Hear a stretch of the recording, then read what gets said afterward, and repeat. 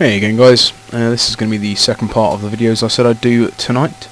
As you can see, I'm an orc again. Good times. I did move it over, so I've got my current gear and stuff. Not that it really matters, but I did say that I would go through some of the new abilities and the changes to the abilities whilst running through one of the new Mr. Pandaria dungeons, but I've been queuing for quite a while with no luck, so I'll leave the dungeon tonight. I will run through both of the new ones that I can do at 85 soon, but I'll show you the new abilities on one of the training dummies for now. Okay, so first thing I'll do is go over our buffs, because they've changed a bit. Battle Shout doesn't grant you strength and agility now, it just increases the attack power of all raid and party members within 30 yards by 10%. And likewise, Commanding Shout increases the stamina of all party and raid members by 10%. So percentages for the win, yay. As I said, I'll go over some of the stuff. First thing, charge in. As you can see on my action bars, there's no rend anymore. Rend is out of the picture now, guys. There's no more rend. What our main dot is now is actually deep wounds. As far as single target goes, Mortal Strike applies deep wounds, as you can see there. Target's bleeding.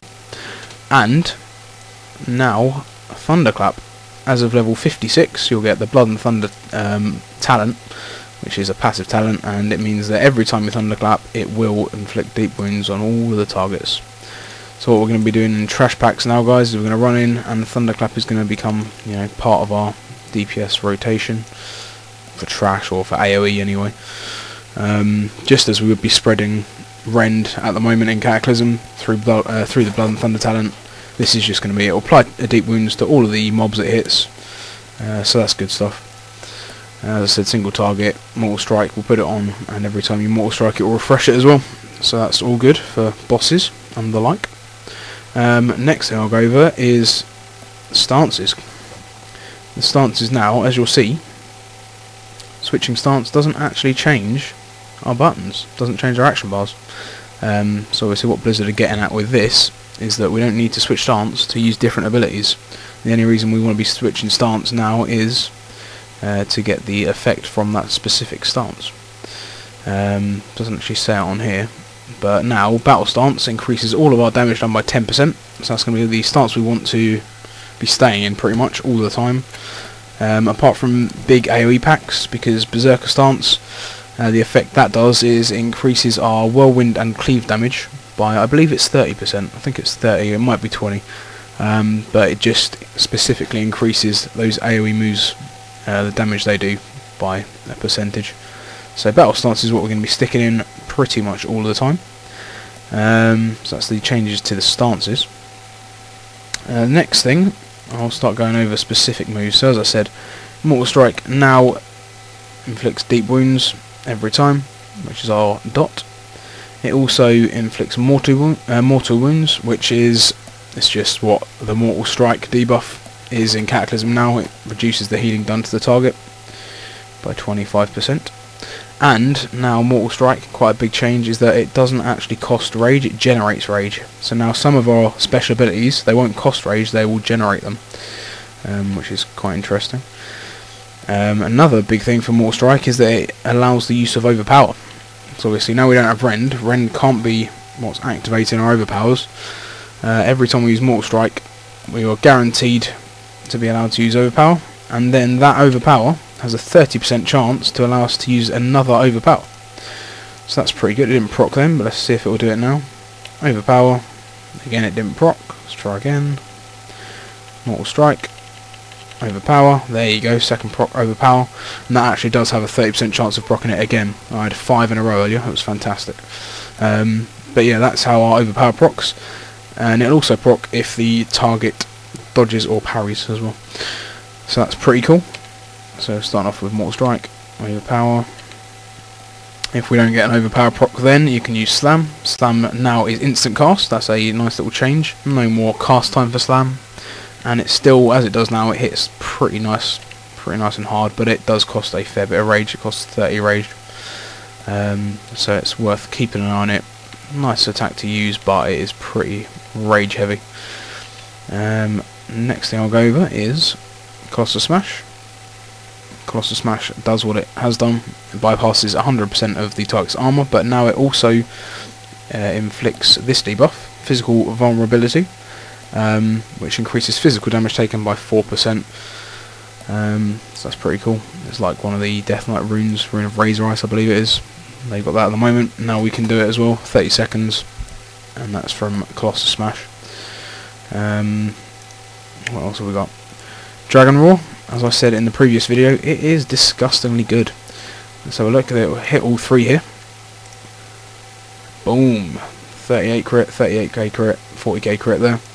It is guaranteed to crit, and it's just fantastic, guys. It hits really hard, 1 minute cooldown. We love that right now. So I've gone over Thunderclap, Mortal Strike, Overpower, Slam. Heroic Strike is basically the same. Obviously, if you're getting close to being rage capped, use it.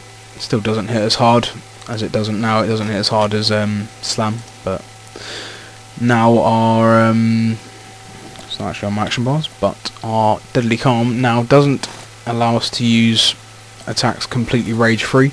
What it does is it reduces the cost of the next 3 Heroic Strike or Cleave attacks by 10 rage. So Heroic Strike is going to be costing 15 rage when that's active instead of 25. So that's actually very nice. So we can spam Heroic Strike a bit more. But again, as I said, it doesn't hit that hard at the moment. Don't know whether they'll buff it a little bit, but it's pretty weak compared to other stuff we've got. It's Dragon's Roar again. Boom! Love it. What's next, guys? What's next? Recklessness is the same as it has been. Sweeping Strikes, again the same as it has been. Berserker Rage increases the rage we generate from attacks by 50% for 6 seconds. That's pretty nice, we like that. Nice little change. But obviously it no longer gives us rage when we get attacked, so that's changed in that aspect. This is one of the talents that I chose, Disrupting Shout. I'll just show you the little animation for that. Ooh, red stuff. I'm sure they'll probably change that. It's probably a placeholder at the moment, but other than that, guys, there's not a lot else really.